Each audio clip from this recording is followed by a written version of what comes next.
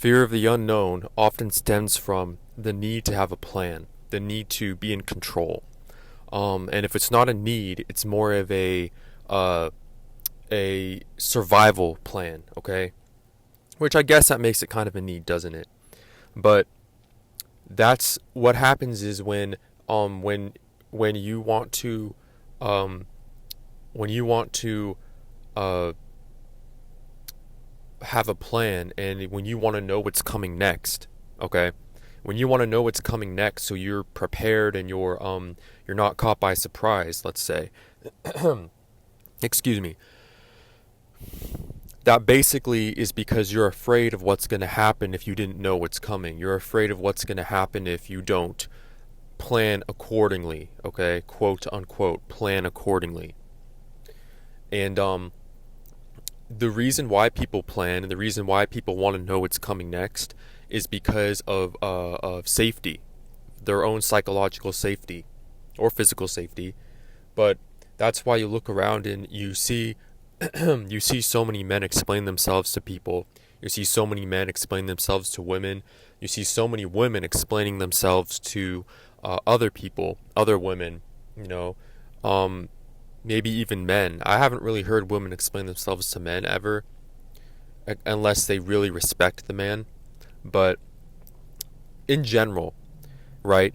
You want to know what's coming next, because if you don't know what's coming next, then you're afraid that you know, you're afraid that you're not going to be in a good situation because you didn't know what was going to happen. You didn't have the appropriate action plan, you know, you didn't have the appropriate mindset, I guess. But the thing is that to have the proper mindset, you already have to be cultivating who you are, and the mindset shift occurs way before the unknown happens. So, you know, there's people who, you know, they it's like an event. They know that something is gonna happen, or they want to, you know, plan their whole life out. Let's say you graduated high school and you want to plan your whole life out already, right? It's good to have a plan, but 90% of the time things aren't going to go according to that plan. So they plan accordingly, and they plan all these things, for example, let's say, and then that puts them in the right attitude, the right frame of mind to, like, okay, I got this, you know, I'm invincible on some level because I'm, you know, fresh out of high school and I have all this plan or something, right? I'm just using that as an example, by the way. It doesn't have to be high school. It could be college or whatever. Anything, any scenario where you plan for the future, and to put yourself in this secure position. But the thing is that that mindset has to always exist whether you're in that secure position or not. That mindset is part of your identity, where you can handle any curveball. You know, you're so secure in yourself that, guess what? I can roll with the punches, and if anything quote unquote bad happens to me, it's not bad. It's just going to be a lesson of learning, you know, a moment to learn. Okay, and rise above. So what you're going to see if you observe in your in society, what you observe in society right now is that there's a lot of people who are rushing around planning, and especially like individual people, they want to like be in control at all times. You have a bunch of people, you have people filling society right now, living their life, but they're living their life always looking ahead, trying to plan, like trying to control, right? And so there's a danger in doing that, because you run the risk of not living in the present, and number two, what's going to happen when your plan doesn't go according to plan, which again, 90% of the time, things you plan don't happen, or they don't go according to the plan, because of logistics, because of other people, because of emergencies, because of unknown factors you didn't think about before.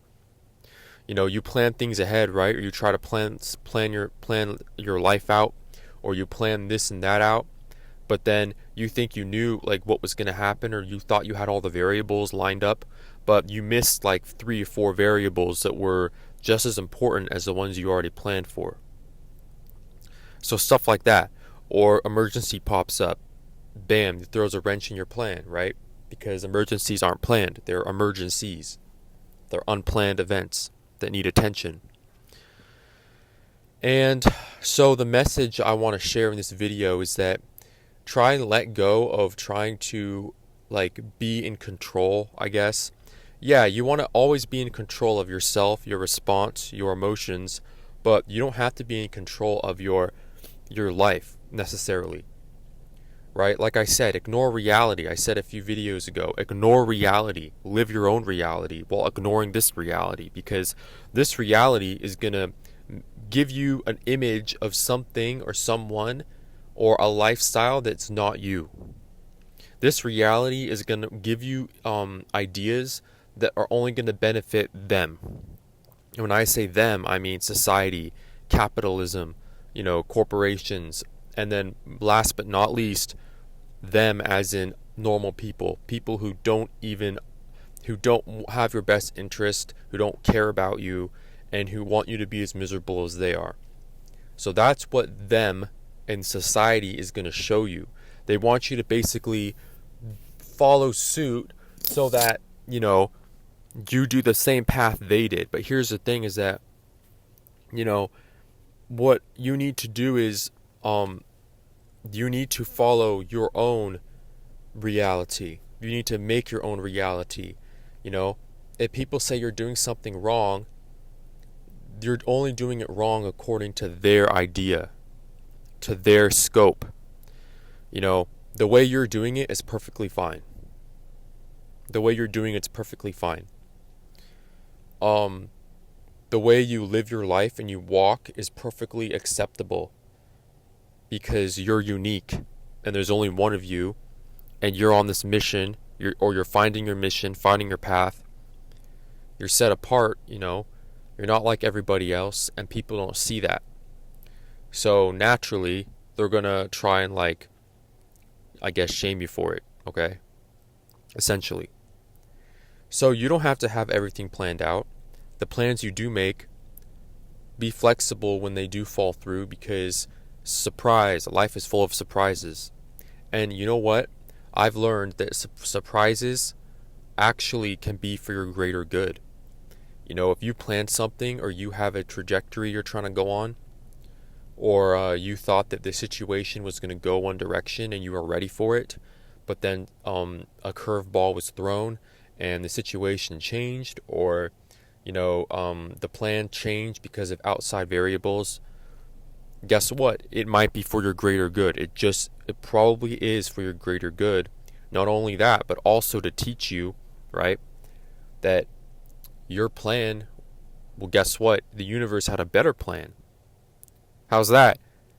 Your plan could be good, of course, but what if the universe brought you a better plan, What if you were going shopping for a car part, and you buy the part and it's out of stock? They send you an email saying that how do they do that? It's out of stock, so they're going to give you a refund. So they give you a refund, and the next day you see an advertisement on your browser for the same part but a different company, and you look at the part and it's actually better quality for not much more than the other part, and it's in stock. So see my point? And so let's say you buy it and everything works out good. So that's just an example. All right. It could be anything like that. But the situations I'm trying to, get you to put your mind on, to think about, are more severe situations, more severe than just a car part, okay? I'm trying to think about situations that, your life, your goals, and you don't have to have everything figured out, is my point, right? If let's say you're my age especially, or maybe you're younger, your life is just beginning. And if, for those of you watching this message, if you're older than me, or you're a few decades older, or 2, 3, 3, 4 decades older than me, your life isn't just beginning, but when life takes you on a curve, it's a fresh opportunity to start over.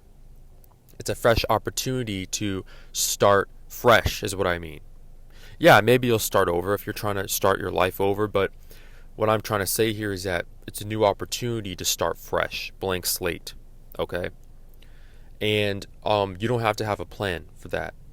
In fact, I think it's better if, yeah, you maybe have an idea, but try not. I think it's a good idea to try not to plan too much, because planning too much can take you away from the present. And also, when the thing doesn't go according to plan, you're more flexible, you're more relaxed, and you kind of like, you're okay, you're content, you're at peace with knowing that the best plan could be to have no plan. That's the message.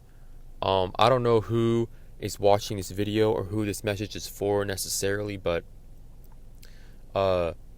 that's the message. And so, you know,